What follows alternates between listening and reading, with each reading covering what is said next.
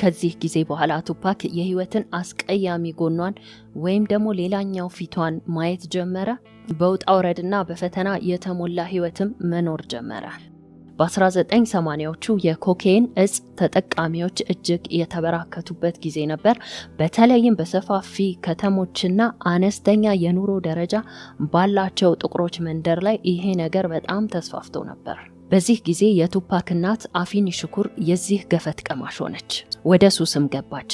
በ1984 ዓመተ ምህረት አፊኒ ከልጆቿ ጋር ከኒውዮርክ ወደ ቦልቲሞር ሄደው ኑሯቸውን ይጀምራሉ። በመጨረሻ የቱፓክ ህይወት ከበፊቱ የተሻለ መሰለ። እሱም በቦልቲሞር በሚገኘው የኪነ ጥበብ ትምህርት ቤት በመግባቱ ነበር። እዛም በነበረው ቆይታ የጃዝ ሙዚቃ፣ ትወና፣ ግጥም የመሳሰሉትን የኪነ ጥበብ ትምህርቶች ተማረ። በዚህ ጊዜ ቱፓክ እሱን የሚመጥነው ቦታ ላይ እንደሆነና ራሱንም ፈልጎ እንዳገኘ ተሰማው።